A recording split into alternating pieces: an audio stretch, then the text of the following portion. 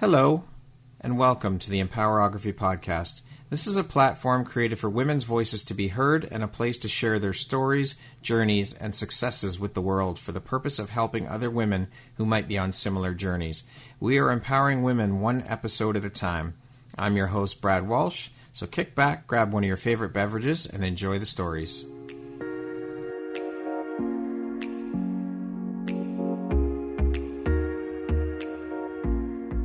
If you're looking for jewelry that makes an impact on your self-care routine and your style, Empowerography would love to offer you a discount code to one of our exclusive partners, Quartz and Canary Jewelry and Wellness Company.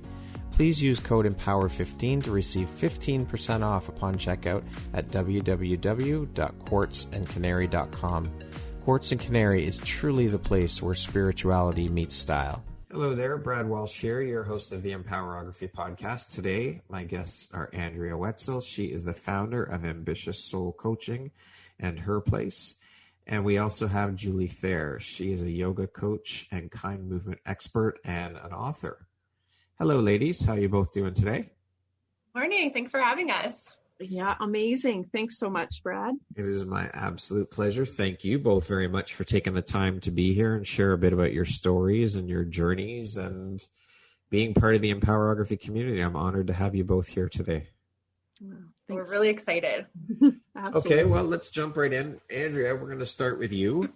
Okay. So from a young age, you knew you wanted to be your own boss and a self-proclaimed president of Andrea's business. A little foreshadowing going on there at a very young age. Was entrepreneurship encouraged as a young woman in your family?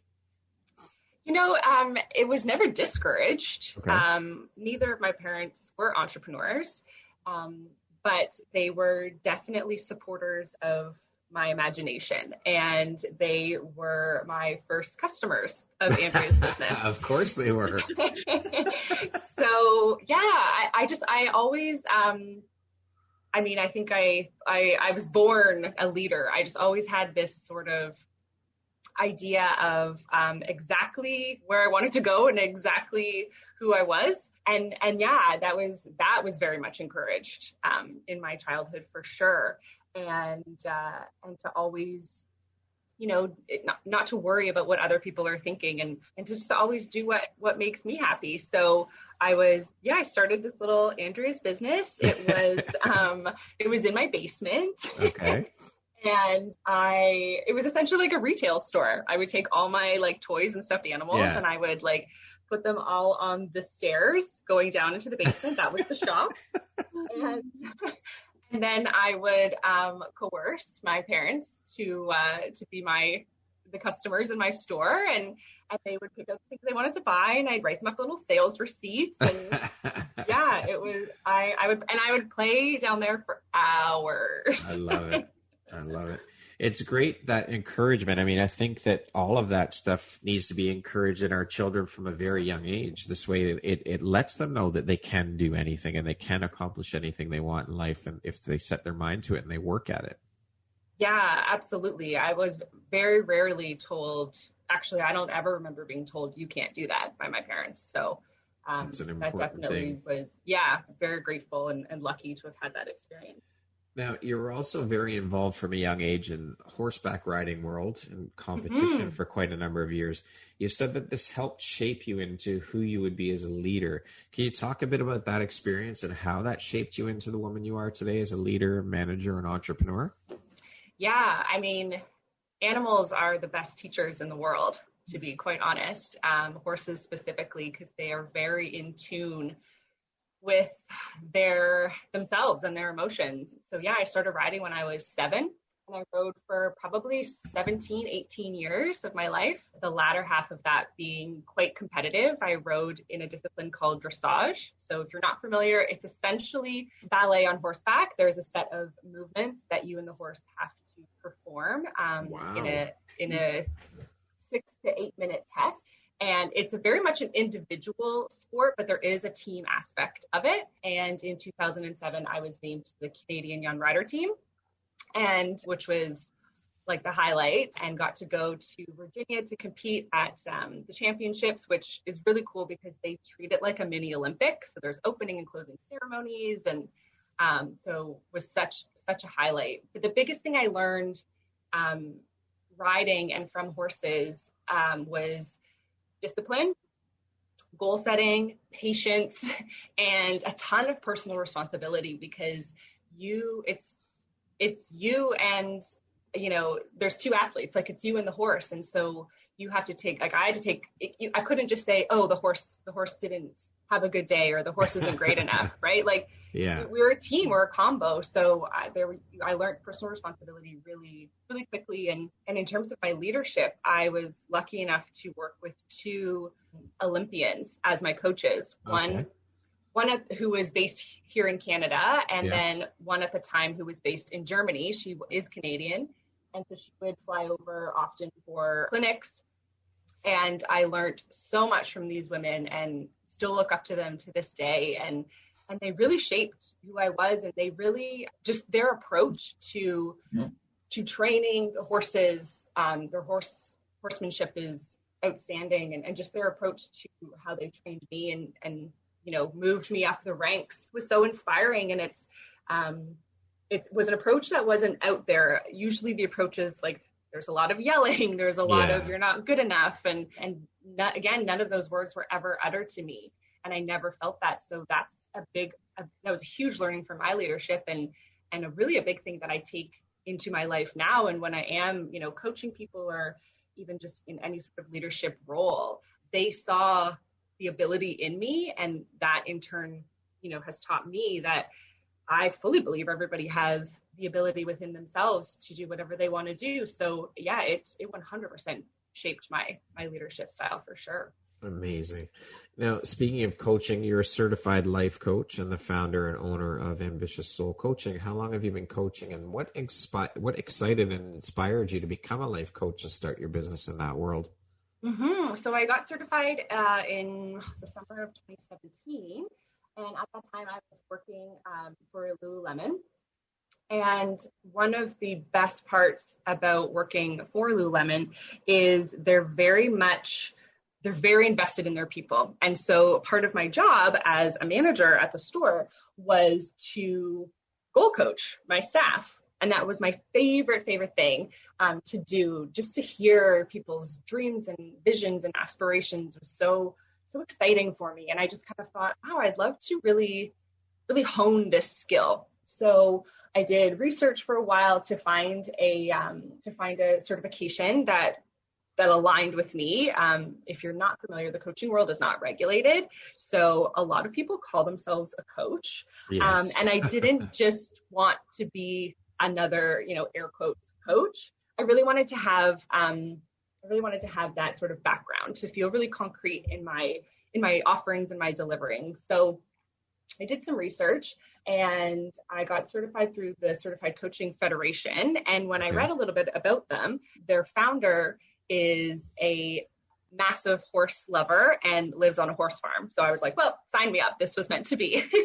So I went, the certification was over a weekend in Toronto, and I got my certification, and I specialize in goal setting. As I said, I really enjoy that for myself, and I enjoy seeing people, crush their goals and work through the steps to get there. And so, it was my time at Lululemon that really inspired it, and it's just cool to be a part, like a little speck on someone's journey to where they want to go. It's really cool to see people achieve what they want to achieve. It is, for sure, to know that you had some hand in helping these people, or helping people achieve their goals, and being able to give back that way is just one of the most incredible feelings. Yeah, definitely. Now, as you mentioned, you specialize in goal setting, but you also use positive self-talk to shift your habits. That's a difficult thing to learn. I mean, that's all enveloped around mindset shifts and things like that. So how do you approach teaching that skill to other people? So this was another thing I learned while I was training for my big competitions while I was riding. And my coach did a lot of visualization work with me. Okay.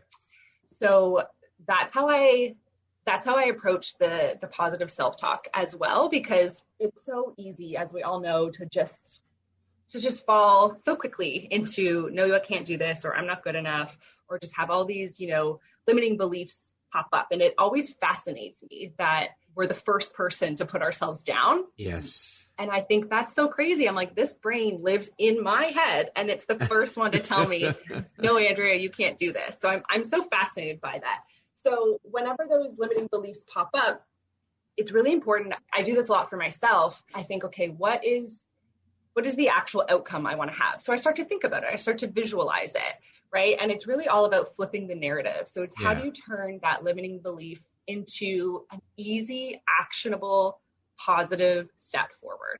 And I think that's the biggest thing that I try and teach is it's one foot in front of the other. You don't have to climb the mountain tomorrow. You just have to do one foot in front of the other, because then before you know it, you're at the top of the mountain and look what you just accomplished. Yeah, that's right. I mean, self-limiting beliefs can be absolutely crippling. Never mind the external noise from other people telling you you're crazy for doing this, or you're actually leaving a full-time job to start a business. And what? Do you know how many people are already doing that? But in addition to that, and which I think personally is the worst of it all, is the self-limiting belief. Yeah, absolutely. And like I said, it just baffles me that we're the first ones to put ourselves down. And I know we'll talk about this later, but this is why Julie and I created our course, Leadership Amplified, because we just saw that this big gap of, everyone's just talking so badly about themselves. And we were both like, we got to flip this narrative. Yes, everyone has the power to do whatever they want. And we want to be able to support that. So 100%. Now, you are also the founder and owner of Her Place. Can you tell us a bit about what Her Place is all about and what the inspiration behind that was? Yeah, so Her Place was a collaborative workspace for any female identifying person to grow both personally and professionally. So it was essentially a co-working space. I opened it in September 2018 in Newmarket, Ontario. And honestly, Brad, I was kind of sort of in limbo, not really sure what I wanted to do. And this is the power of social media. I was just mind-numbingly scrolling one day, and I came across this space in Toronto that was exactly this, a co-working space for women. And all the light bulbs went off in my head. And I was like, oh my gosh, I just felt so called and compelled to either be a part of that space or to make my own. And so I thought, okay, well, I'm sure I'm living under a rock and this space must exist in my community. And I just have had, I had no idea. And so I reached out to a few key people in the Newmarket community that I have known for years and was like, does anybody know about this kind of a space? And everyone was like, this doesn't exist and this needs to exist. So go do it. Wow. And so I thought, okay, I'm going to do it. Why not? So I remember scribbling down so many ideas onto Post-it notes. And then I just was like, I have to do it. I couldn't stop thinking about it. So started to look for space. I had a very specific idea of what I was looking for and where I wanted it. And where I wanted it was, the heart of Newmarket, on Main Street. Just that really big community vibe. And unfortunately, I didn't get quite on Main Street, but I got just a little bit off of it, a 5-minute walk was where we ended up. And I saw, and then I was getting discouraged because I wasn't finding anything exactly where I wanted it. And then I reached out to a real estate agent friend of mine who I had known from the gym. And I was like, this is what I'm thinking. Do you have anything? He goes, yeah, I do actually. And so everything sort of lined up as it should. And I got this great space. And we did about a month of aesthetic renos to it because it was very old inside and I really wanted it bright and light and airy. So a month of renos and then, opened in September 2018. And it was just so amazing to see it being used and to see the community, diving right in with it. We held many workshops there. We held many educational series. We had private offices for women that ran their own business that didn't want to work at home. And then we had open community space. You just, wanted to not work in the coffee shop. And because the biggest thing I was seeing was a lot of my friends were entrepreneurs and they were either working at home at the time. I know now it's the norm, but 3 years ago it wasn't. They were working at home or they were going to Starbucks and just popping in their headphones And as I was observing this, I'm like, okay, so you're out of the house, but you're not telling anyone what you're doing. So it's not supporting getting the word out about your business. And so I thought, what if we had this space where as you're working on something, say you're an event planner, for example, and you can turn to the gal next to you and say, hey, I'm so-and-so and I'm working on this event. Is this even something, you'd be interested in going to? You could kind of get that market research built in the space. And so I always say co-working was the business model, of course, but the biggest part for me was that community building and to be able to facilitate connections for people. And we held a lot of events there. It was really, really a magical space. And at the beginning of 2020, in January and February, I was having franchise meetings and conversations. Wow. And then, as we all know, March 2020 hit and the whole world shut down. Yeah. So then it was a lot of literally just, what the heck am I doing? And it was a lot of that for till about June of 2020. And I thought of, okay, I thought about making, the space just all private offices, because that way people could, keep their distance. And then I thought, well, I don't even own the building, so that's ridiculous. Yeah. And, and with everybody jumping to the online sphere and, air quote, pivoting, which I hate. I really didn't have it in me to now make, I was still working so hard to build this physical space and had worked so hard for the last 2 years to do that. I didn't have it in me to start from the beginning and work hard to build an online space now. It didn't feel aligned to me at all. And so I really kind of took some time. And then finally in June, I made the decision to close the space. I mean, how do you pay rent when there's no income? Yeah. So I was lucky. I had a good landlord, and because I was in for a 5-year lease, and I pretty much just said, I'm out. Yeah. And they were totally understanding. And I know hasn't been everybody's situation. So I'm so grateful for that. But it was really devastating to have to close the space that, so many people were enjoying that. And I sort of had this trajectory of what my life was going to be. And then now I had to start over as well too. So I took the summer off.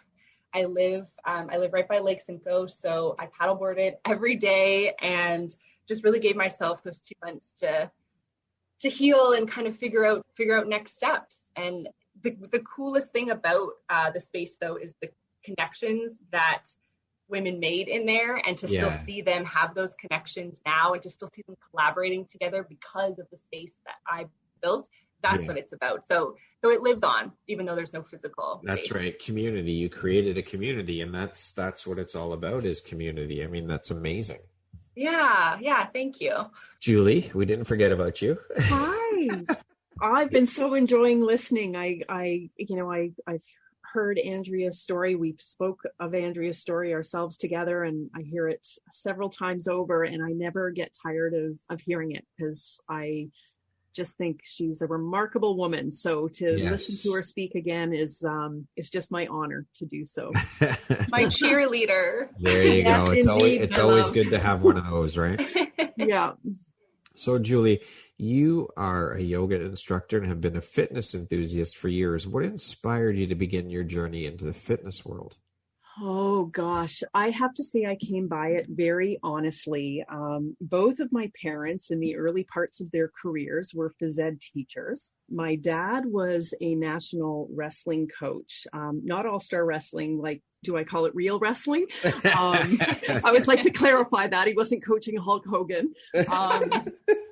So he helped coach the 1978 Commonwealth team. He was the head coach for the 1980 Olympic team. But of course, that year, the Olympics were boycotted. So I grew up, my mom was a gymnastics coach as well.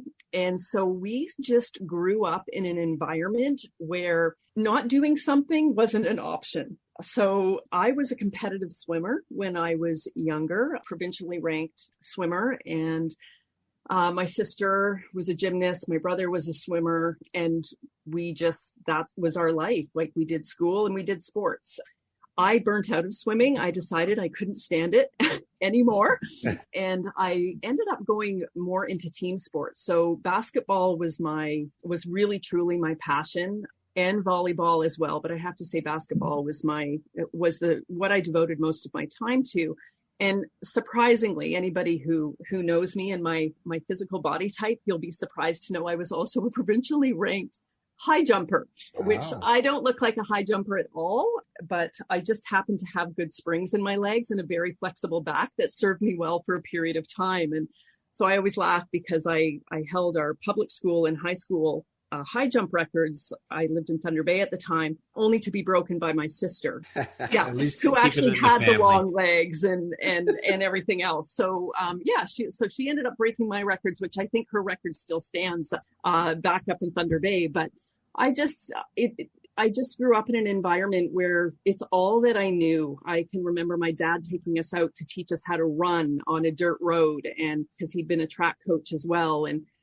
And it just, the discipline was always there, and that has certainly translated throughout my life. It's just that the discipline of sort of taking care of, my physical body and health. Not that I've always done a great job of it, but I've always had it to come back to. So how did you get involved in the yoga world? Well, this is kind of a funny thing because I was definitely of the mind of stronger, harder, faster. I did not comprehend anything other than that sort of mantra. Everything I did was full throttle, whether it was playing basketball, playing volleyball, strength training, running, you name it. I was just full throttle kind of person. And so yoga had kind of called out to me a couple of times in my early 20s. And I sort of checked it out and I was like, I don't get this. I don't get it. Back to the stronger, harder, faster. I just wasn't ready. And then sort of my mid-20s, I checked it out again. I think I went with my sister to a class. We tried doing partner yoga and all we successfully did was laugh our asses off and almost got kicked out of the class because we just were so immature, really, is what it came down to. And I was like, still not for me, stronger, harder, faster. But it was it was like I was constantly called to it. Like there was a part of me that just knew intuitively that there was magic in it. And at one point, when I was pregnant with my son, I started to do yoga in my basement. And that was sort of, and I was really conscious of going out into a studio to do it. I just really did it privately. And then eventually I attended a public yoga class. And it's the traditional story when you end up in Shavasana and you don't know why you're crying. That happened. It's exactly what happened. I moved through the whole class. There was just so much connection, the community, the energy, the ambiance of it. And it was like in that moment, I felt that magic and went to go lay down in Shavasana, which is the final resting yogic pose in yoga, where you receive the gifts of your practice and everything else. And the tears just started rolling. And that's a very common response when you kind of finally have that connection with yourself and the practice of yoga relative to intentional movement and breath. And that was absolutely the turning point for me. And I shifted very much to this less is more mentality that has only evolved to an even greater degree, been even more exacerbated by my experience since. And so now I just really truly believe that in many cases, the less is more approach to life and living versus kicking doors down and doing so without necessarily intention or purpose or awareness, oftentimes doesn't necessarily, it may in the short term lead us to what we think we want and desire, but it may not serve us well in the bigger picture. And the more I've kind of learned more about this, the more I really believe that there's so much value and so much healing available to each and every one of us when we choose to slow down and practice awareness and present moment connection. That must have been an incredibly hard shift, though, when you're coming from harder, faster, that mindset to shift to completely, that's a 180. Yeah, it probably took me about 7 years. Wow. It was a very slow journey and little dips of the toe in the pool and was like, I don't get it. And then, but life is like that. And I oftentimes when I'm working with my clients, I'll speak about to the point of readiness. And yoga is very much about readiness because our understanding in North America of yoga, and we're getting better, but really, when yoga started to become a thing in North America, we really defined it by the movement of the body and the practice of postures and sort of, again, the physicality of it. And it is one aspect of it, and it is a beautiful aspect of it. But what's really magical about yoga is the depth of the experience and the doorways through which you can move, of which movement is one. But there are like so many other opportunities and doorways to move through in the practice of yoga, and this idea of addressing the whole being, not just our physical being, but really beginning to see ourselves as whole beings, and then living our lives as whole beings. So attending to our breath, attending to our physical bodies, attending to our mental, emotional health and well-being, attending to our energetic beings, and then attending to those parts of ourselves, our soulful beings that are bigger than we are, our purpose, our reason to show up and serve the world. And we are all of these things, but oftentimes as human beings, we really get stuck in our physicality. For sure. Yeah, it's quite the adjustment for sure, and would take a lot of work and a lot of practice. And as you've demonstrated, 7 years of that mindset to get to that mindset shift, right?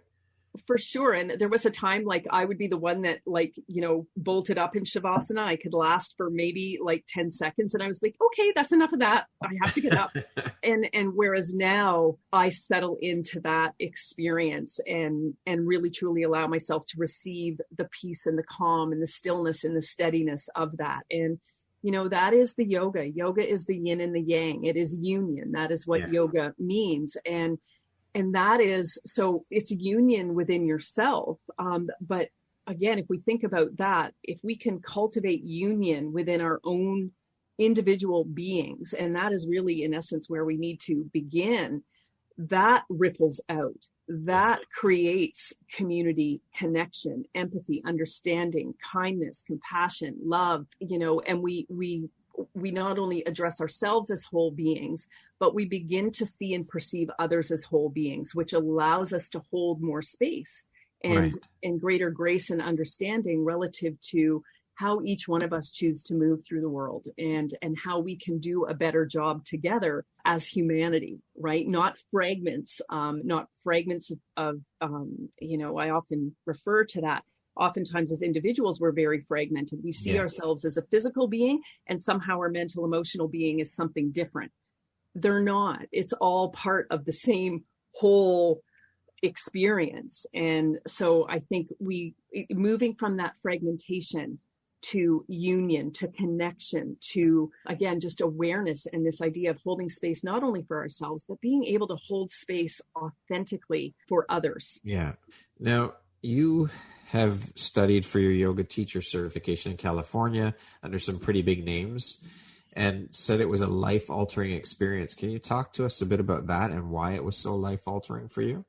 Oh, it was unbelievable. It came at a time in my life where I was in a position where I had to start to think about an alternative. I'd had a business that I co-owned, that I was very passionate about, but I had that business through a recessionary time when the recession was going on. And there was also this massive road reconstruction, and we just didn't have a war chest to sort of support the business. And I knew that the tough decision was going to come, that inevitably we were going to need to close the business. And I began to think about, and it was women's retail. I owned a women's clothing boutique with my sister in our local community. And we had built something really wonderful, but it was, again, under very challenging circumstances. And it was my first sort of entrepreneurial experience. So it wasn't, or first sort of very individual, going out there and kind of risking everything. And came to the realization that I think that this is coming to an end. We'd had the store for about 6 years. And so I started to think, okay, if I'm not doing this, what does that look like? And, I had done my degree in kinesiology in my very early career. I was a personal trainer. I was very heavily involved in fitness. And I thought, well, that doesn't resonate the same way, but yoga does. And I thought that's going to be the next shift I make. And I'm going to be a certified yoga teacher. I'm going to open a yoga studio, and I'm going to serve and show up in this way. So before we'd actually made the decision, I registered for the teacher training. I just thought I'm going to register, and a dear friend of mine decided she wanted to do it too. Okay. And I was going to say, I probably registered for that in October, November of 2011. Mm-hmm. And I don't know, it was probably, 2011. And in February, we made the decision to close the store. And at the same time, I was going to be navigating a personal bankruptcy. So my life was really turned upside down, but I'd made this commitment to go to this teacher training. So basically closed the store. And a week later, I was on a plane going to Santa Monica, raw as can be, like probably not the wisest choice to make to go into a yoga teacher training where literally you peel back the onion layers to the essence of your soul and heart. Yeah. But, I have to trust that there was reasoning in that because I felt so called to do it, and lived in a yurt for 18 days with my dear friend. And we had another roommate who I still am in connection with to this day. Uh-huh. There were 35 of us that participated in this teacher training. And we basically ate incredible food. We practiced yoga, and I really was led by just incredible, remarkable, humble teachers that imparted their wisdom to me. And I just felt like I had been gifted such an incredible foundation through that experience. Wow. To go from closing the store, filing for bankruptcy, right to getting your teacher cert, that's insane. It was. It definitely was. And I definitely had some very tough moments at the yoga teacher training. Sure. Yeah. Very, very raw. And there were times where, things just resonated so deeply, and I was grieving, right? I was grieving a great deal when I went. And so there were certainly some challenges there, but overall, it was an incredible learning experience. Yeah. I was very challenged there. And one of my teachers in particular, she was amazing because she held space for me, but she also pushed me. She really pushed me to meet things head on, and didn't give me the opportunity to make excuses for myself, but rather to step into the experience. And so on one hand, I almost was not intimidated, but not quite fearful. I can't quite think of the word, but I was a little bit, it was almost like, oh gosh, I'm not sure I can handle that. So I'd kind of pull away from it a little bit. When it came to do my testing, to go through, all my class and my teaching, you had a choice as to which teacher you went through the testing with. Okay. And I intentionally chose to go through my testing with her because I knew that it would be the most authentic evaluation of my growth at that time. And it was the scariest choice I could have made, I felt at the time, but it actually ended up being the most rewarding and one of the most memorable aspects of it for me. And, and these are the things like, Andrea and I speak to it often, is just, working the muscle of resiliency, right? And I think that is a muscle that that commands and demands my attention often You too. Thank you. And that is certainly a lesson and a deep learning that I've had in my life is just resilience, being able to exercise that muscle and take yourself through the most difficult, challenging, excruciating moments of life. Well, that's how we learn. And I mean, she was holding you accountable, which is what you needed at the time, right? Yeah. And there wasn't, it would have been so easy to just have a soft touch and just, and it wasn't, there was a lack of compassion. There was absolutely compassion and understanding, but it was also like, you've made a choice to be here and show up for yourself. And I'm going to make sure that you do. And it was really wonderful. And it really helped me move through some of my own fears and limiting beliefs. And it definitely allowed me to evolve into a new improved version of myself, which is really what we're all attempting to do, right? Is to grow and evolve and learn from our mistakes, from our fall flat on our face moments. And I've certainly had my fair share of those. And so, yeah, it's just having gratitude for those experiences, and they shape and form you. And that's exactly it. We need those experiences. We do. And we don't know the goodness unless we have them. We don't know how to celebrate and honor and cherish and not take for granted the exquisiteness of life without knowing the deep sorrow of life and loss as well. For sure. You specialize in helping your clients overcome chronic and physical and or emotional pain and illness to help them reclaim their lives and return to empowered, feel-good living. Why have you decided to make this your mission or your purpose with your yoga instruction? Okay. Oh, this is a doozy of a question. When I read the question earlier, I was like, oh man, this is a doozy, and it's a good one. So a couple of things. It is so incredibly relevant right now in the current circumstances that we find ourselves in, relative to what we're experiencing with COVID and how it's turned lives upside down, and people are moving through grief, through loss. Lives have been shifted, and so it's at times like this, if we're not attending, where the more challenging aspects of life can manifest, whether it's chronic pain, mental, emotional health pain, it's illness, perhaps in the form of cancer, grief. This is, very much a sign of the times that we are living in at this point in time. And, as my 200 hour I did in California, and then I made a decision that I was going to take a yoga therapy training. And so I did my next 300 hour training at Heaven on Earth Institute in Stony Creek.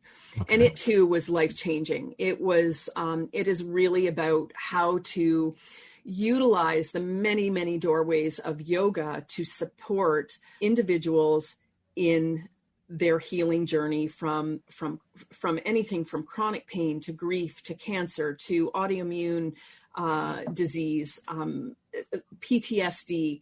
The scope of it is just huge. And so that really resonated for me for a couple of reasons. One, I, at one point, due to my harder, stronger, faster mandate in my earlier life. When I turned 40, that came back to swiftly kick me in the rear end, to say the least. And I ended up struggling very significantly with sciatica and lower back pain. And it was like, it literally was immobilizing, to the point where I was that close to having a back surgery. I'd actually met with the back surgeon, and we were, going to be scheduling a surgery in the next 6 to 8 weeks. And I'd been teaching spinning at the time. I had still been doing a lot of strength training. I was doing some yoga, but not to the same degree that I do yoga now. It was a very small piece of that puzzle. So I met with the surgeon. Our next thing was to plan the surgery date. But what I did after I met with him, and he wasn't a proponent of surgery. He wanted to avoid the surgery if it was possible, which was very refreshing. Yes. So I stopped everything I was doing with the exception of my yoga practice, which meant gentle movement practice, or what I like to call kind movement, mindfulness, meditation, yoga nidra. I pulled out all of my yoga tools and resources. And for basically 6 weeks, that is all I did. I nudged the edges of discomfort in my body. I would meet it. I would kindly, compassionately, patiently, lovingly, and then I would step back and give it the breathing space. Right. And then the next day I'd come at it and I'd nudge it a little bit more, until eventually I created the space and everything softened and let go. I had this opportunity to decelerate my amped up nervous system that was just in overdrive because of this chronic pain experience. So I was able to utilize that knowledge. By the time I met with the surgeon, and I walked in there like nothing was going on, and he's like, holy smokes. And he's like, what have you been doing? And I said, I stopped doing this and this and this. All I've done is yoga and breathing and mindfulness. And he said to me, if you were one of my surgery patients coming in for their follow-up appointment, I would say you're rocking it. Just keep doing what you're doing. And it's now basically almost 15 years of pain-free living. And I get little glimmers of it every once in a while. If I'm a little bit negligent, my sciatica will just start to percolate a bit. And I'm like, okay, gotta get things back in check. And but literally, Brad, like I kept myself off that surgery table, and like my body has quite honestly never felt better because of that. So that is certainly one of the experiences. And the other, which is even more poignant, because oftentimes, again, chronic pain states and so on are also a consequence of mental emotional health issues. And, you know, throughout my lifetime as a young, a teenager, I struggled significantly with depression, very significantly with depression. I had 2 suicide attempts in my younger years at the age of 18 and at the age of 25. I worked really hard at trying to understand the depression and how it sort of manifested for me. And, you know, I sought out counseling for myself at the age of 15 so I could, you know, figure out why I felt the way I felt. And, you know, I'm definitely an empath. I'm on the very highly sensitive side of that scale. So I feel things tremendously. And at a very young age, that was very overwhelming for me. I did not know what to do with that intensity of feeling and empathy for others in my life. So I really absorbed my environment and the people around me to a great degree. And at that time, I did not see that as being a particularly wonderful thing, because I didn't understand it and I didn't have the capacity to manage it. So I began to work at it very, very hard. And at one point I was like, I don't think I'm going to make it past my 30th birthday. Like this world is just not meant for me. Yeah. This world is just not meant for me. I'm not made for it. And somehow I kept going. Somehow I kept working that resilience muscle. And so I got through my 30s, which was a huge triumph for me. And then in the early 30s, my life just really opened up and I really stepped into my own. Like at one point, I didn't think I was going to be able to hold down a full-time job. I didn't think I was going to be able to finish my degree. I didn't think I was going to be a mother. I didn't think I'd be able to be a partner because I felt that my mental illness and struggles defined me at the time. But I kept working at it. And then in my early 30s, I found some traction with myself and really stepped into a very competent, capable human being, and very much in the driver's seat of my experience. And I ended up getting this incredible job, like career changing job. It was incredible. And that really helped me step into my own. I did become a mother. I got married. So all the things I didn't think that were going to, be part of my life experience, I suddenly was happening for me. And I basically had, again, like this, I'm going to say 12, 13 year window of high function, like super high function. I was very careful. I always understood there was a vulnerability to the depression, and I had to be mindful of it. And so I utilized all the tools I'd learned through my counseling, the exercise, I eat well, I sleep, I need to have my 8 hours sleep. I do my exercise, I run, I eventually had yoga. So I came to utilize all of my tools and really stepped into this highly functional, for lack of better terminology, just what I would have felt was like normal living. This is what normal living's supposed to feel like, right? Yeah. So fast forward to 2017 and, some ups and downs, some continued entrepreneurial work.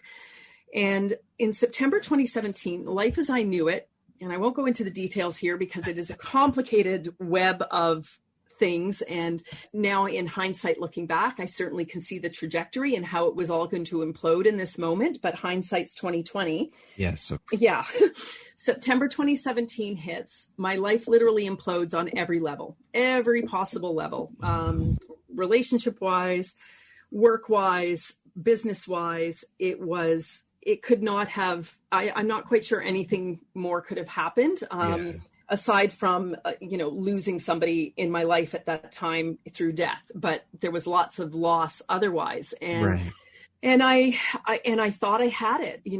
I have always been known as the girl with the pink colored glasses. I'm the person that people go to when they want a problem solved, or if they're struggling, they're like, oh, talk to Julie, she will figure it out. And that was my gift. Like I could see the good. I could spin anything. I could turn it around.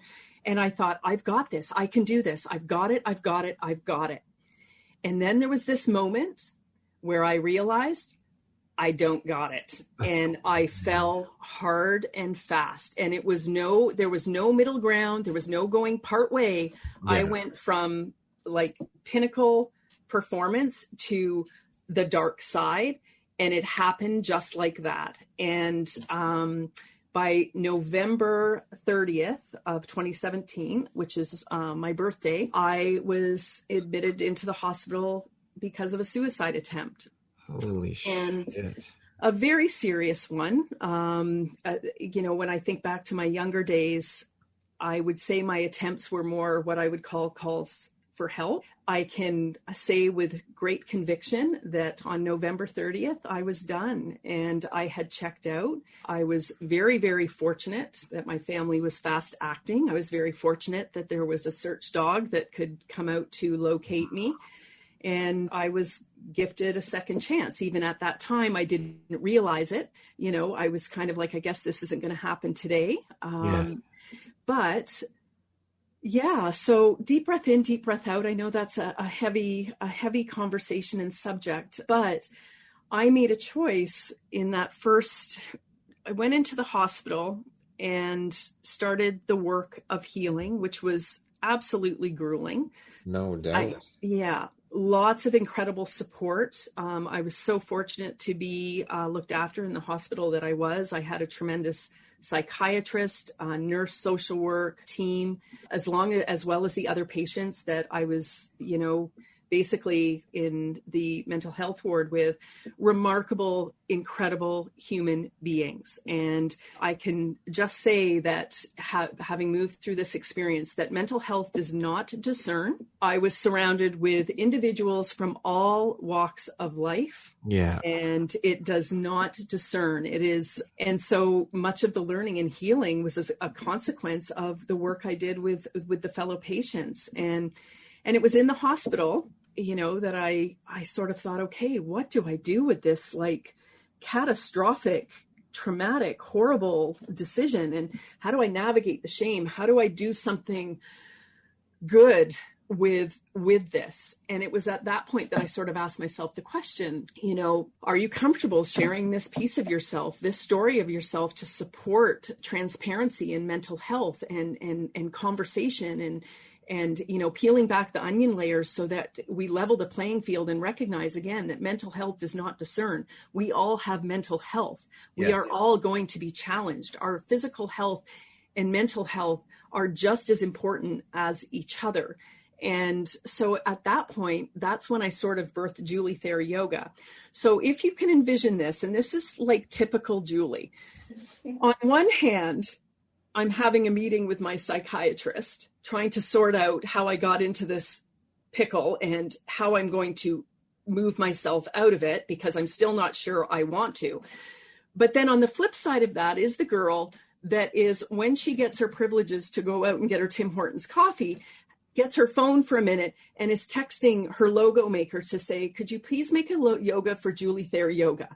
Because, so this is the diabolical nature of, what I would call dysfunctional Julie and functional Julie. Wow. Julie that struggles to want to live in this world, and Julie that wants to show up and serve this world, because I recognize that my empathy and my sensitivity and my life experience is actually the greatest gift I've ever been given. Wow. And that is what compels me to live with grace now and so much ease, and just this desire to show up, to share my story, to say, hey, you are not alone. Your experience, yes, it may be different than mine, and that's okay. And I honor and respect that, but I'm here for you and I'll journey with you. And there is no judgment. I see you, I hear you, I feel you. And that is really the impetus for me, that really I looked at, and it was yoga that I utilized again to take myself from the dark side and move myself back into the light. And I credit yoga for not only saving me from back surgery, but it literally has saved my life over and over again. And that is the gift I wish to share. That is the difference I wish to make in this world. So for those individuals, and, and I really think I specialize, I do specialize in working in women's health in particular and trauma. That is definitely my speciality. And it just, the way Andrea spoke as to what compels you and what resonates, like that for me just resonates in the bones of my body. And I have no doubt that I am here to serve in this capacity so that others can make these connections for themselves and step into their most optimal version of self and living and life, and literally reclaim their lives and empower their lives and empower their healing on every layer of their being, so that they can be the magic that they're meant to be here. And Andrea says it too, and we both fundamentally believe this, is that within each and every one of us, there is magic. There is a capacity to lead, to show up and serve humanity and this planet and this earth and make a difference and heal the world. And that is my calling. And that is the reason I made that choice. Amazing. Thank you so much for sharing that vulnerable moment and the story. Incredibly brave, incredibly powerful story. Thank you so much for sharing that, Julie. That's incredible. And happy to have you here on this side of things. So I'm glad things worked out the way they do, and yoga is your savior. I'm very happy to have you here. Thank you so much. So thank you for sharing that moment. Well, thank you. It feels really good to be here. So for those of you that may be listening that find yourself, hanging out in that dark place, I just want to say to you here and now, choose to keep going. Choose to keep going. Choose to work the muscles. Choose to do the work and meet yourself there with kindness, love, and compassion, but keep going. Because sitting here today with Brad and Andrea having this conversation, again, is one of the greatest gifts I could ever ask for. So just, and reach out if you are in a place where you feel you need some support. Thank you, Julie. Mm-hmm. So can I just say something? Yeah, of course. I'm sitting here and I'm just sitting here smiling. I've heard this story Julie shared a few times, and it's, for anyone listening, it is such a gift to hear her story, because there's so much resilience and there's so much vulnerability. And I think especially now in this messed up world, we have to be vulnerable with each other, and we have to connect. Sure.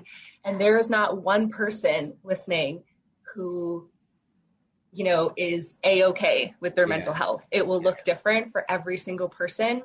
And I think, it's such a gift to hear your story, Julie. And I'm sitting here with such a smile, because I know the courage that it takes to go back to that time and space when you did feel those things. And these are the conversations that we need to have. And I just want to reiterate again, if you are feeling like you need support, Julie is by far the best person you can reach out to. And if she's not able to support you, she has an incredible network that will be able to support you for your needs. So I know it's a heavy conversation, but it's a needed conversation. So thank you, Julie. Absolutely. The conversations are needed. And I think that having conversations like this gives others permission to stand up and share their stories as well. So thank you again so much for sharing that, Julie. And thank you for your input as well, Andrea. I appreciate that.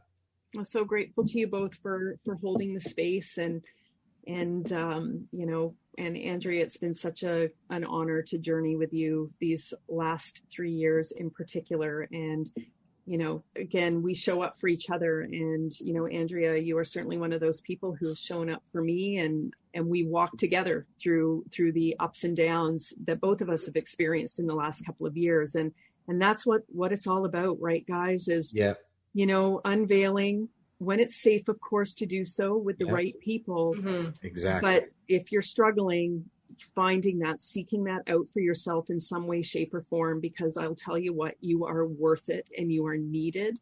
You have work to do. You have value, and you have a contribution to make upon this planet for the length of time that we are each gifted here. And, I'm constantly reminded of this, in so many different ways, each and every day. And, it's absolutely an incredibly humbling experience for me relative to my own mental health and well-being. But again, as there is with everything in life, the silver linings present themselves. Sure. And you compel yourself towards them with the choices that you make. So, choose yourself, whatever that means. Just leave no stone unturned to get the help and support that you need. Absolutely, 100%. Wow. Well, how did you ladies meet? I'm going to let you take it, Andrea, sure. so we can rest my voice box. Yes. and people can hear somebody different. So Julie and I met. So again, I was working for Lululemon at the time, and Julie was one of our store ambassadors. Okay. And I think when I started, your term was coming kind of to an end. It's typically maybe back then it was 1 year. Yeah. I don't know. Anyways, so that's how we met. So she would often come in store, and I think she even did some yoga classes in store for us. We used to do like Sunday morning yoga before the store opened. And she would come in and shop, and every time she came in to shop, we would probably stand for an hour on the floor just talking and catching up, and much to the chagrin of my managers at the time, probably, but but I was like, get back to work. Yeah, this is work. I'm talking to an ambassador. Yeah. So that's how we met. And then, I remember when Julie came in shortly before I was leaving the store to go pursue my coaching and open her place. And again, we had another one of those hour conversations, and I kind of just unloaded it all on her with my excitement and passion for it all, and we kept in touch, and then Julie came to the States to her place a few times, and we were working together to do a couple events. In 2020 we had gotten together and made some plans, and then of course March happened and derailed all of that, but we both even after we had to decide like we won't be moving forward with the events. And then of course, when I closed the space, we held some online gatherings called Empowered Truth Talks when COVID sort of first hit, because we had planned to sort of host these in the States. And we just felt just so connected to each other, and just really kind of like, oh gosh, if we're feeling so like, what the hell's going on? I'm sure a lot of people are. So we had some guest speakers on those talks, and then kind of when they wrapped up, we did like a 4-week series, and when it wrapped up, we continued to feel like there was more for us to do and to work together, and that's how Leadership Amplified was born. Very cool. So how did you come up with the name, and who came up with the name? I think you did, didn't you, Julie? You know what? I think I might be guilty as charged with that. Yeah. I think so. Yeah, because you and I, we were constructing this throughout COVID. So, at one point we were, meeting virtually, trying to pull it all together. And then when things opened up, we were doing these major meetings on Starbucks patios and, rainstorms and everything else. But yeah, I think somehow you're right about that. I feel like that resonates, but I have to say, Brad, like for Andrea and I, it's one of those things, it's really interesting when there are just other forces at work that you realize that people come into your life and you literally collide with them repeatedly. And Andrea is certainly one of those people for me where we just have collided over and over again, and the resonance has been so great. And so when we started kind of, with our Empowered Truth Talks, and then it morphed into Leadership Amplified, it was such an easy collaboration, like absolutely effortless. Like you would think we had worked together for 25 years, the way it just flowed, it just came, there was no resistance. And it's been like that throughout our entire relationship. Like we just simply are meant to be engaged together in this work. And I think both of us are unique leaders. I think we have really made a conscious choice to be humble, transparent, authentic in our leadership, recognizing our humanity, recognizing our perfectly imperfectness, and not, when we show up as we are, right? With the good, the bad, and the ugly, because we are moving through life just like everybody else is. So we're really, I think, our whole purpose in coming together is just really creating this very authentic, real experience for people who wish to meet themselves where they're at and amplify who they are, what their gifts are. And Andrea and I hold that space for them to do so. So can you tell us a bit about Leadership Amplified? Like, give us a brief overview of the business and how it all works. Yeah. Sure, I can start. Yeah, go for it. So it resides as an online course, actually. Okay. And it is 4-part 4-module course that really is designed to move you from, we like to say, like from lack to impact. So you're meant to do something, you are meant for more than maybe where you're at right now. You're just not sure how to get there. So we move through 4 modules, and they really build the foundation for you in terms of the first module really helps you clearly define your values, because as any good leader, you need to know what you actually believe in. Yes. So you work through values work. You move on to module 2 is crafting your own personal leadership story. And this is a really important module, because I think oftentimes when we hear the word leader or leadership, we're sort of innately drawn, we think right away to, leaders are, big CEOs of Fortune 500 companies, right? Or we sort of think like, I don't hold a management title at work, like I'm not a leader. But Julie and I believe everyone is a leader, regardless of what your job title is or anything. We are all leaders in our lives, whether that's leaders, a mother is a leader, a father is a leader. If you're just looking to be a leader in your relationships, or if you are really looking to be a leader in, your workforce, you get to craft your personal leadership story. So we do have some exercises in there to take you through that. And then module 3 is really about working through fear and kicking those limiting beliefs. So Julie has crafted a unique to Leadership Amplified meditation that she guides you through within that module. And really module 3 is sort of where all those layers kind of peel back. You work through 1 and 2 and you think, okay, yep, I'm clear on my values now and I'm excited to craft this vision. And then you work through that meditation and you go, oh shit, this isn't as easy as I thought it was going to be. So yeah, exactly. A few of our participants have called it the sneaky module. And because it's, as we talked about before, those limiting beliefs, like you were saying, Brad, they can be so crippling, and you really need to address them to understand, where they're coming from and why you're having them before you can flip the narrative on them. So we very lovingly create that space in module 3 through that meditation. And then module 4, it's kind of a culmination of everything you have worked through module 1 and 3.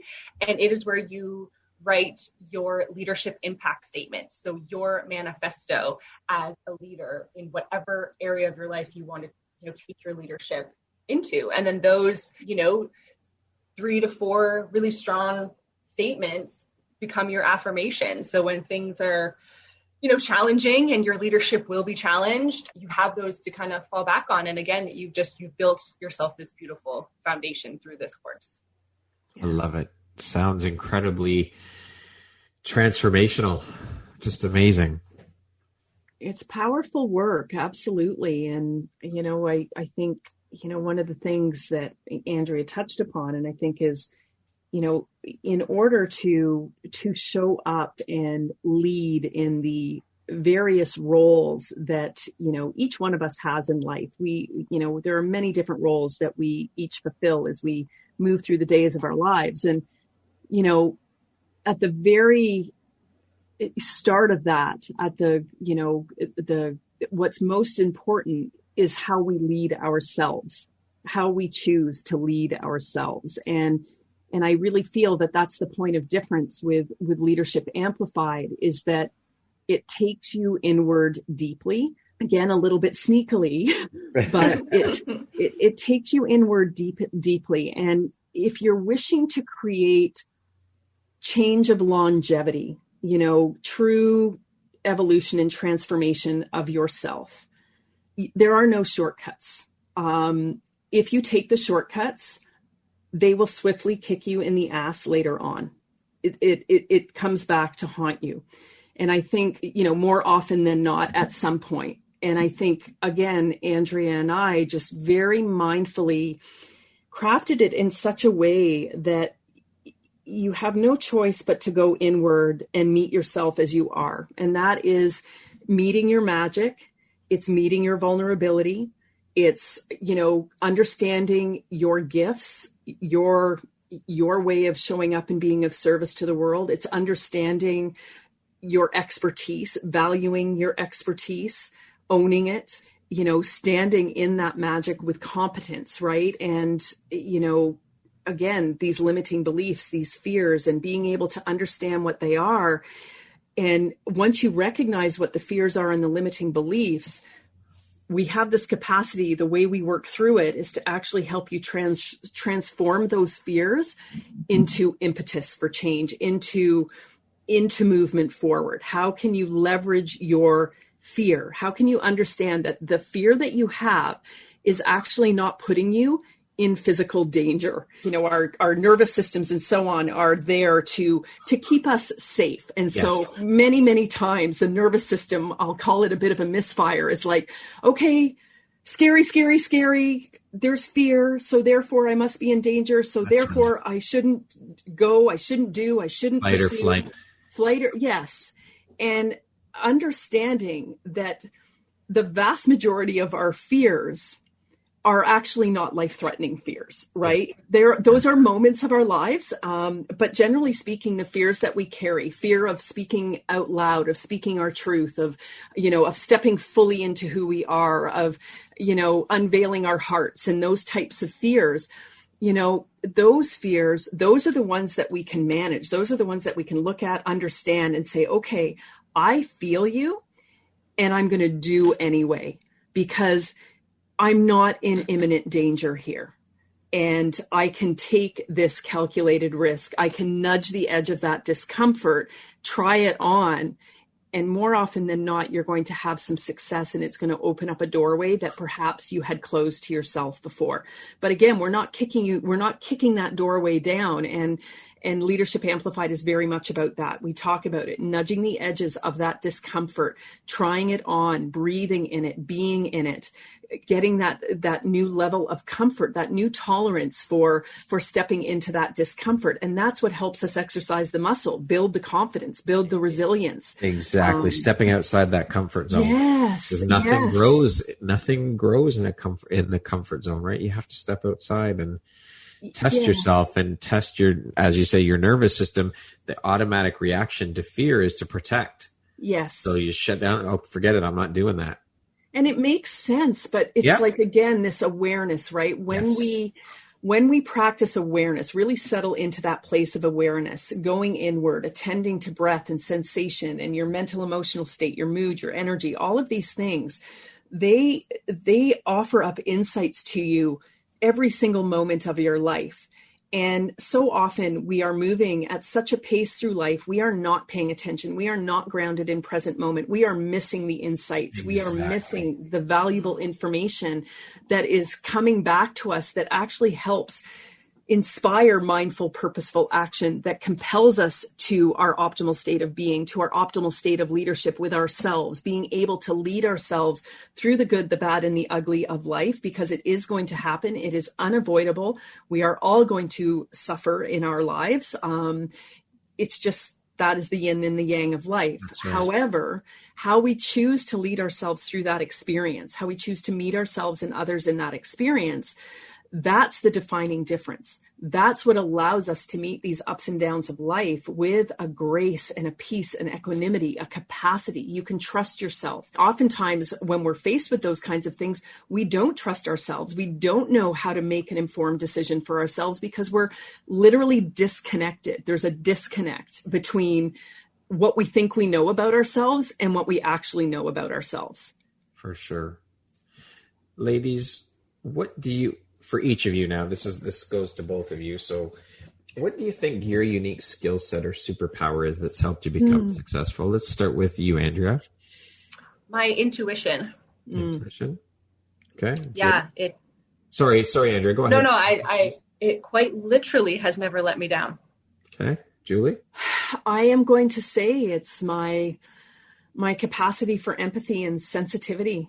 It's, whereas before I would have thought it was my nemesis, in actuality, it has become my greatest gift, and I celebrate it. It's not easy. I have to be very conscious as to how I hold space and how I rest and restore myself relative to that. But what an honor it is to feel so deeply, to see others and feel their experience so deeply, and be able to show up and hold space and support relative to that. So I think for me, that's where things have really shifted, and I celebrate that aspect of myself, and I wouldn't trade it for anything, as much as it's in some ways risked my life in some ways and so on. I think that, again, it's my purpose. We need to celebrate these little things, though. We need to celebrate every part of ourselves, not just certain parts. Every part needs to be celebrated.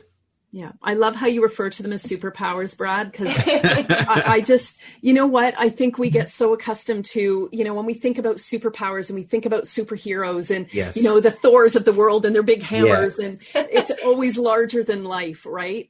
But I think, in this conversation today, relative to all that we've talked about and covered, is just that recognition that each and every one of us in our own way are moving through this world. We have a choice to move through it as a superhero, to connect with our superpowers, and to when we have that opportunity to understand what that superpower is and turn it into something wonderful and magical that makes a difference. Like, just imagine if we all tap into that, if each one of us had the capacity to tap into our superpower, as you've asked, like, how remarkable would that be for the world? Oh, what an amazing world it would be if we all recognize that we all are the superheroes of our own stories. Yes. And we truly are, it's the awareness, right? It always comes back to this awareness and recognizing. We get so lost in the shuffle of life, and we stop paying attention, and then, what we might not feel like a superpower at one point because it's what's hurting us the most at a particular time. But that's probably because that's the work we're meant to do. We're meant to work that muscle, refine it, understand it, hold the space for it, so we can action it mindfully and purposefully with intention and make a difference, but not at the expense of ourselves. Right. And that's the beautiful part of it. And, and I think, again, for, Andrea, if I can speak for you and relative to our experience with Leadership Amplified, is that really that is the amplification. It is leadership amplified for that reason, because it's about let's not sweat the small stuff. Let's not worry about what you might not be your greatest skill set. Let's think about what is, and let's talk about how we can amplify that. So you can speak your truth, you can live your truth, you can engage, you can make your difference, you can, help transform and heal this world and do your part. And it's a grassroots. This is the grassroots initiative. It is going to be each and every one of us that has to be showing up, making a difference for us to really see the difference. It is not going to be the politicians and what we think of as the traditional leaders. It's going to be the choices of each one of us to show up and lead relative to our area of expertise, our gift, our purpose, whether you're a mother, a father, a CEO, whatever. That's that's what it's all about. For sure. Mm-hmm. How do you define success? What does that word mean to you? I think for me, it's just looking back and knowing, like not having regrets, knowing that I took the leap and got out of my comfort zone and did the thing that felt so impossible to do. That's what it is for me. I don't want to, at the end of my life, I really don't want to look back and go, man, I wish I had done that thing. And I remember people saying that, that sort of concept when I was a kid. And when you're a kid, you're like, whatever, the world's like, I'll be, you're so old. Like, I'll never be that old. Yeah, that's right. Youth forever, right? Yeah. But then you grow up and you start to see things differently. And that's success to me, that I don't have regrets and I took the chances. Okay. Yeah. Julie? I love that, Andrea. You know what? I think for me, I define success. Success for me is really about love. For me, that is a very central theme in my life. My capacity to give and receive love, to be a loving human being upon this planet to the very best of my ability. Again, like everybody else, I have perfectly imperfect moments, but that is my practice, is to love when it's hard. Okay. And for me, that is success, being able to move through all that white noise, through the discomfort, through the pain that can exist in this world, but to come back to that place of love as the beginning, middle, and end, which is actually what was my social media post today, but becomes very relevant in this conversation. Is for me, it's the beginning, middle, and end of the story. It is, it all comes down to love and the capacity to love each other through this journey, and to leave a world that is loving and kind for our children and their children. And, the time is now. And for me, that vehicle is love and connection. What is one of the best pieces of advice you've ever received? Ooh, I have a good one. So this was from one of my riding coaches. I actually have it framed in my office here. It's more of like a quote, but so she would always say this to me, that perfect practice makes perfect. Huh. And why it's really resonated with me, and it's, a piece of advice I always come back to, is that if you don't show up intentionally to do something, you're just sort of half-assing it. Yeah. Right. And so especially when I was training, you had to show up and be ready to train. I couldn't just kind of get on and mosey around and be like, nah, that wasn't great. Right. So I think just having the courage to show up for yourself and for the intention you've set for yourself. I always come back to that saying from her. Mm-hmm. I love it. Julie, how about you? I have two.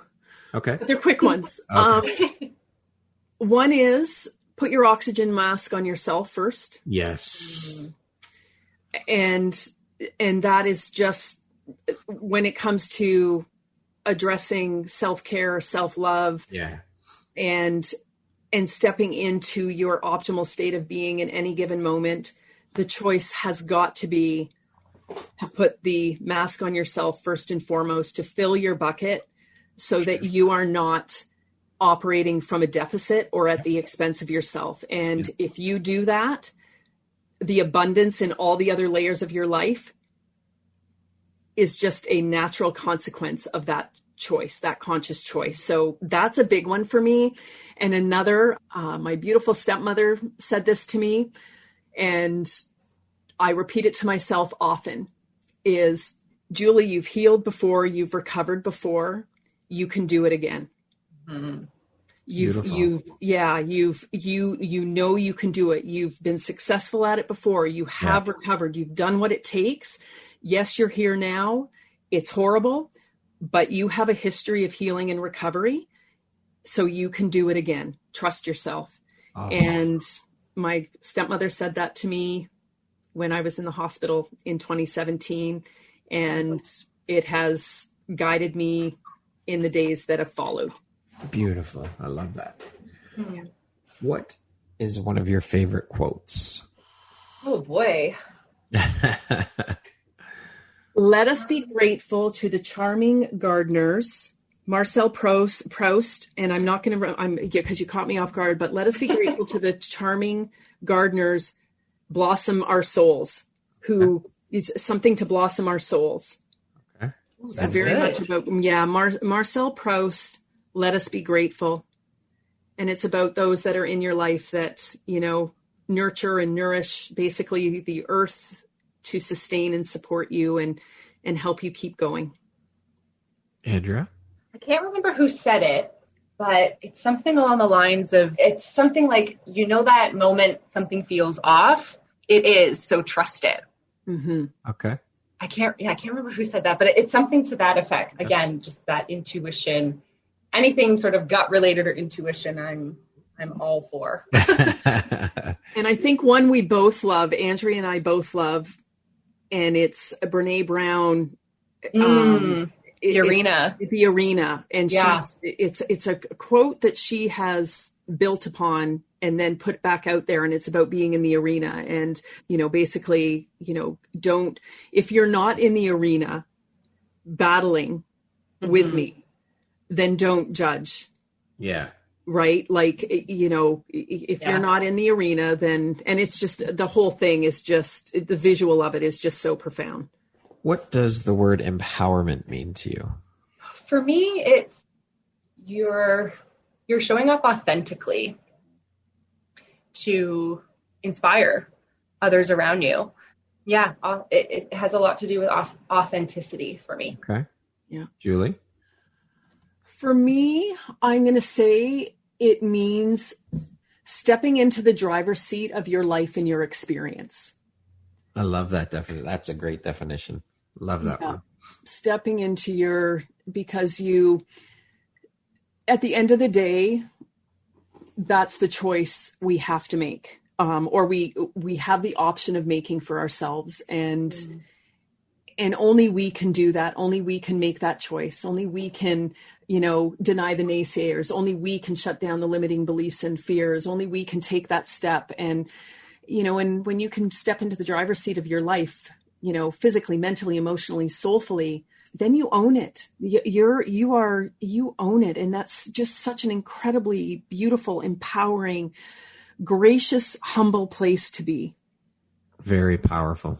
Okay, we're going to jump into a little rapid fire section here. So the next grouping of questions, just like 1, 2, 3 word answers, okay? Okay. Sure. How would you describe yourself in one word? Intuitive. Grace. Money or fame? Money. Money. Early bird or night owl? Night owl. Early bird. Like early bird. Like the day before. If you could teach the world one thing, what would it be? To be kind to each other. To love. What's one thing you want but cannot buy with money? Gosh, do you stump all of your guests like this? I like to. It's good. It's at least they're thought-provoking questions. I want my guests to think. I don't want it to be simple. You know what? For me, it's something around just humanness, just this understanding on this planet that we are all human beings doing the very best we can. It does not matter what we look like, what our size is, what color we are, purple, pink, blue, green, how we identify. Can we learn how to love and identify as a human race and humanity, and with no boundaries, just a pure, loving, kind, compassionate, patient acceptance of one another and this journey. Andrea? That was more than 3 words. Yes, that was. I was going to, similar. I would say equality or compassion. Mm-hmm. Okay. If you came with a warning label, what would yours say? Caution, gets hangry when not fed. That's fantastic, Andrea. Mine would say caution, we've got a live one here.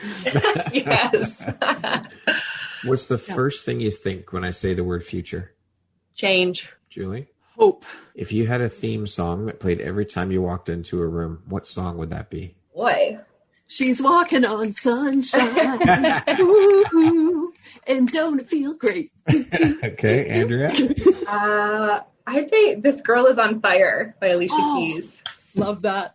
Julie, you just wanted to say, I should have said that one. yeah, I should have said, no, I'm good. I'm good with Walking on Sunshine. Look, Katrina. Katrina and the Waves. You got it.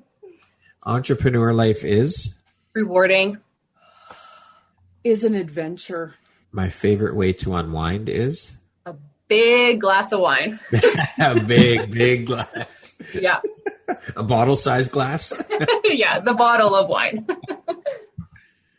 Julie? Oh, come as no surprise. Yoga and writing.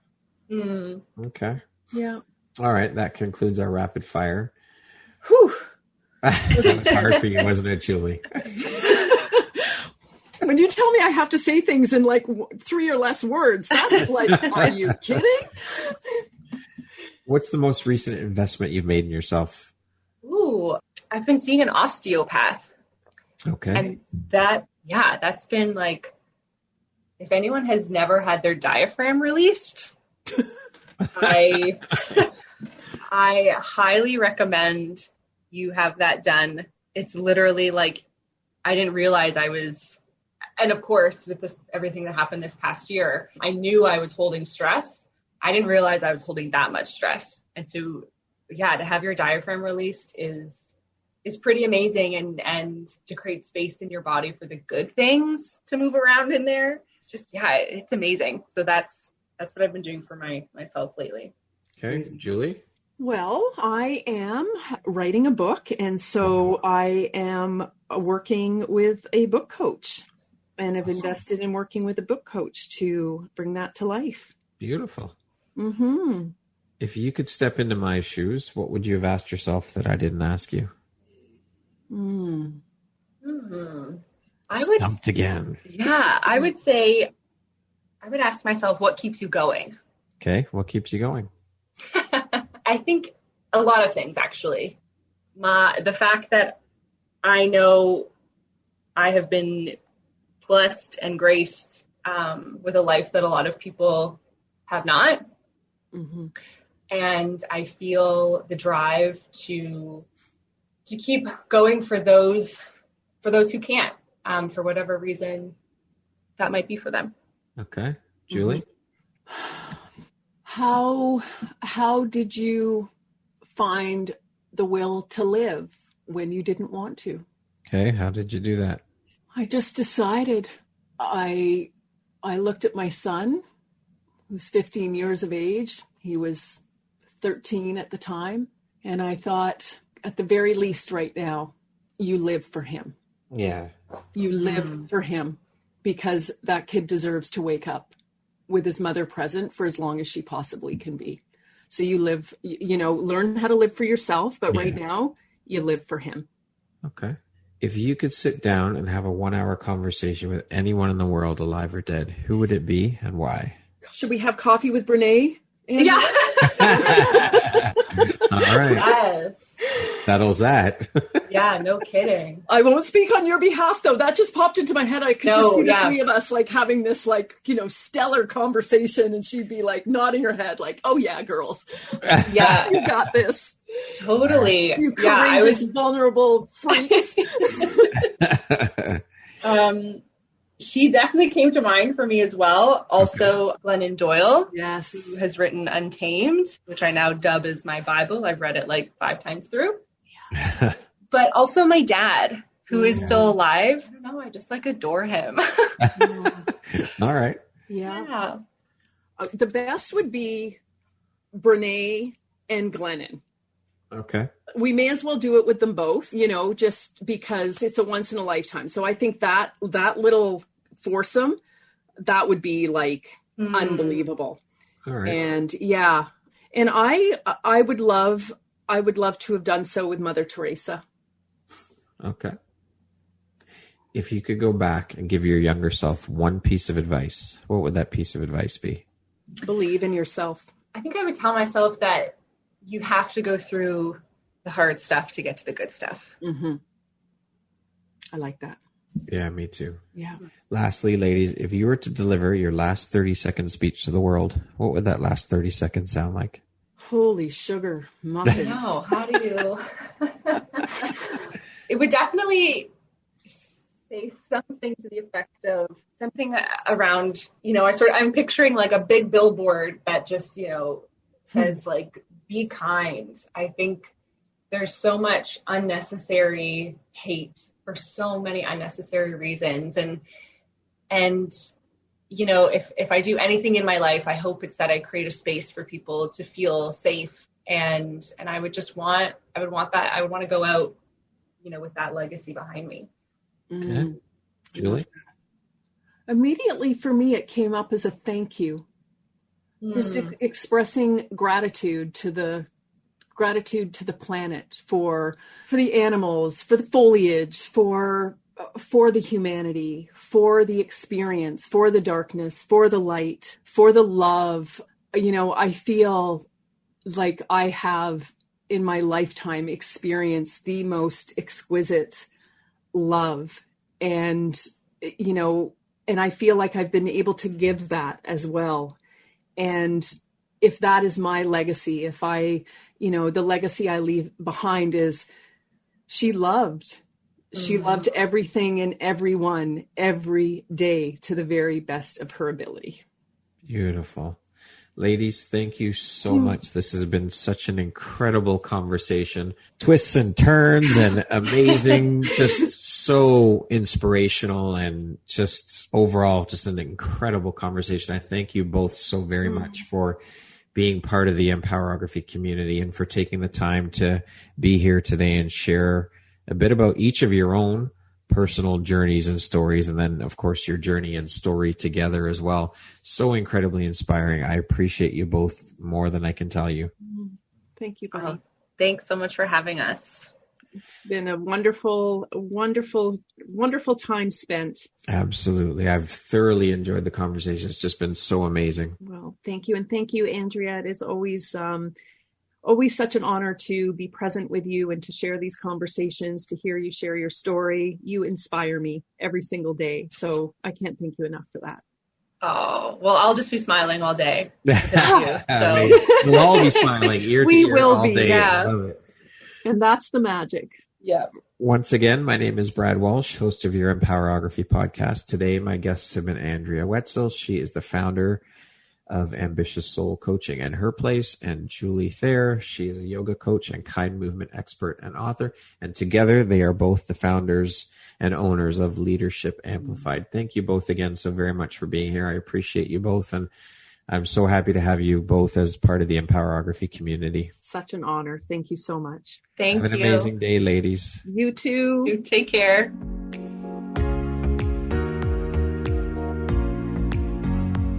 Thank you very much for listening to this podcast. If you haven't yet, please be sure to subscribe, rate, review, and share with all your friends. You can find me at viseuphoria.ca and follow me on Instagram at Empowerography Podcast and on Facebook at Empowerography. Please join me next time for another inspirational story from yet another amazing woman.